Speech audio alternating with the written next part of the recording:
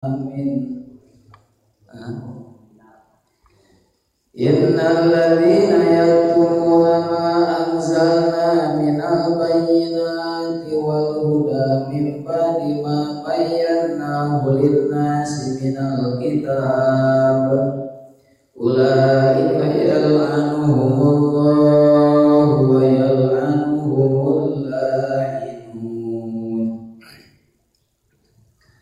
Wa nuzila jeung diturunkeun bil Yahudi dina martelakeun urang Yahudi naon innal ladzina yaktumuna ayat innal ladzina yaktumuna tapi geus innal ladzina sayatosna jalma-jalma yaktumuna anu nyumputkeun annasa ka manusa kana hukum kana ilmu anzalna anu geus turunkeun aing minal bayyinati tina pirang-pirang katerangan wal huda jeung pitudur ka ayat rajmi saperti ayat rajam wa na'ti Muhammadin jeung sifatan Kangjeng Nabi Muhammad di antarana eta mah contoh mimba dima dina sanggeusna barang mimba dima bayyanahu dina sanggeusna nu mertelakeun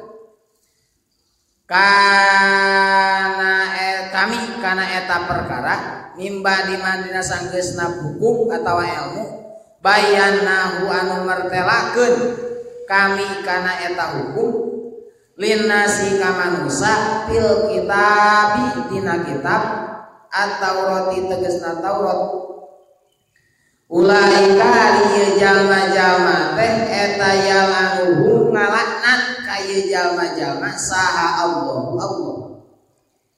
ya ba'du yub'iduhum tegasna ngajauhkeun Allah ka eta jalma-jalma min rahmatihi tina rahmatna Allah wa yalanu jeung ngalaknat hum ka eta jalma-jalma saha allainuna jelema anu ngaralaknat al malaikatu tegasna malaikat wal mu'minuna jeung jalmi-jalmi mukmin aw kullu syai'in atawa sakabeh perkara biduai kalawan ngaduakeun alaihim ka eta jalma-jalma bil laknati kalawan laknat. Asbabun nuzulna ieu ayat akhraja Ibnu Jarir wa Ibnu Ubay Hatim min tariqi Sa'id an I'au Ikrimah qala ngandika an Ibnu Abbas diriwayatkeun pirituna ti Ibnu Abbas saur Ibnu Abbas qala ngandika saur Ibnu Abbas sa'ala Mu'ad bin Jabal wa Sa'ad bin Ma'ad wa Kharijah bin Zaid naparon Mu'ad bin Jabal Sa'ad bin Mu'ad jeung Kharijah bin Zaid nanya naparon ka hiji golongan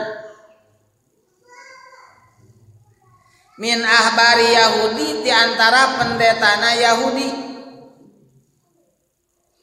an badima tina sawarehna ayat tina sawarehna hukum tentang hukum pi Taurati anu aya tentang katerangan pi Taurati anu aya dina kitab Taurat wa pakatamuhum maka nyarumputkeun ieu golongan ka eta anu tiluan ka sahabat nu tiluan teh iyahu kana eta katerangan kana eta ilmu anu aya dina kitab Taurat wa abau jeung marumpang ayuh biruhum abau jeung ngumpang ieu para pendeta Yahudi ayuh biruhum kana nganepikeun berita ka eta nu tiluan paangzala mangka nurunkeun saha Allah bihim dina martelakeun eta kaum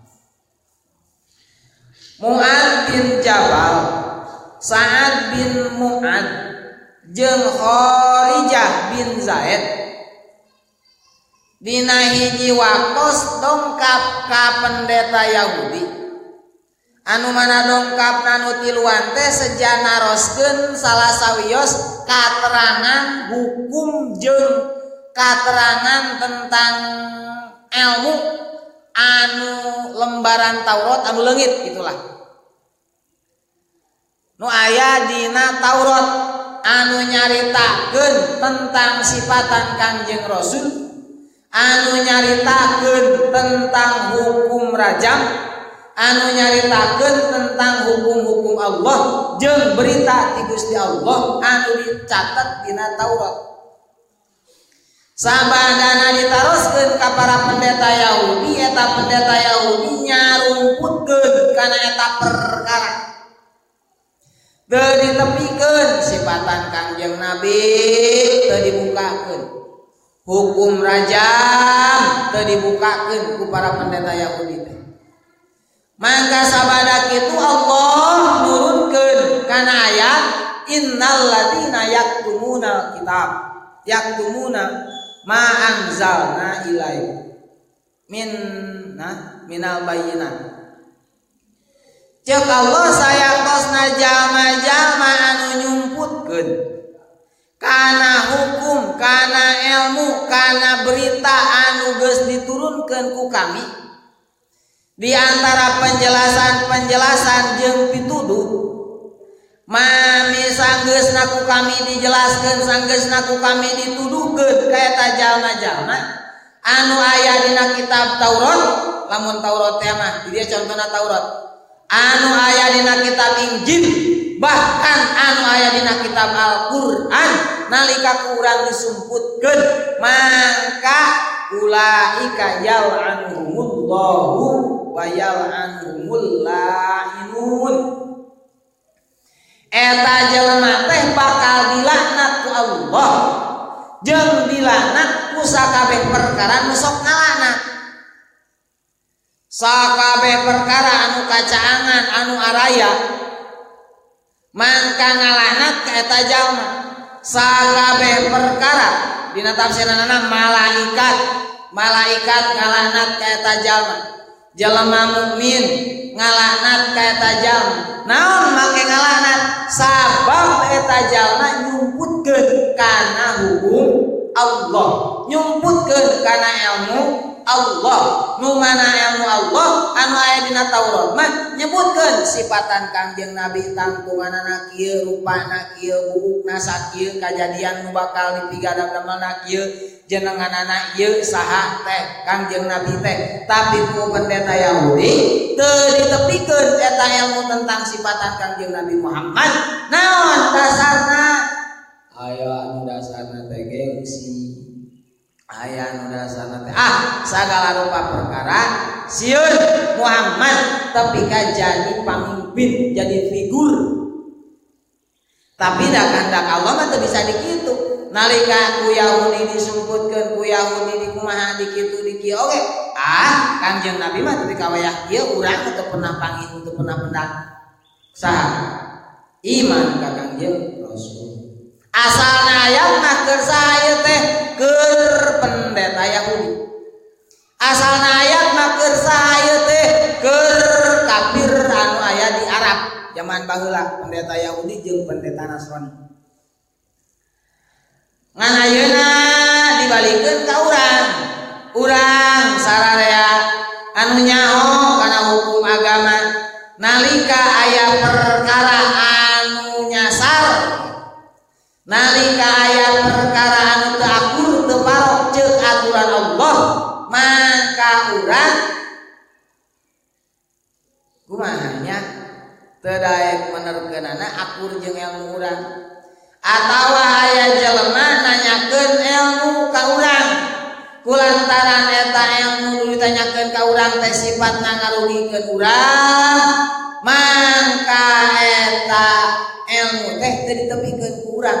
Tah ku Allah dilaknat jelema anu nyumputkeun ilmu. Kitmanul ilmi mal'unun. Jelema anu sok nyumputkeun pangarti teh dilaknat. Serba salah. Nu boga pangarti mah sebenarnya mata kula ngarti oge tadi ditandinguan. Ari ditepikeun kaburo maktaning dallahi man taqulu ma la taf'alun. Ari teh ditepikeun kitmanul ilmi mal'unun. Jelema anu nyaho kana ilmu tahajud tapi teu daekeun ngahurupkeun tahajud maka eta teh dilaknat. Ngan sabalikna deui jelema anu nyaho kana ilmu tahajud tapi teu daek ngalaksanakeun tahajud dilaknat. Tepikeun we atuh bari ieu diajar sugan. Lamun teu ditepikeun dosana loba, nya dosa nyuputkeun, nya dosa teu migawe. Berlipat. Ari kitu buka dosa tina teu migawe bari nya. Kasub man taqulu mala tafalun. Naudzubillah ari geus nya kagolong ka dinya naon ya Allah ya Rabbi. Mudah-mudahan aya manfaatna khusus yang kuring umum kanggo urang sadayana. Papatah keur diri pribadi sing jadi tapak sing jadi asar keur dirina khususna. Allah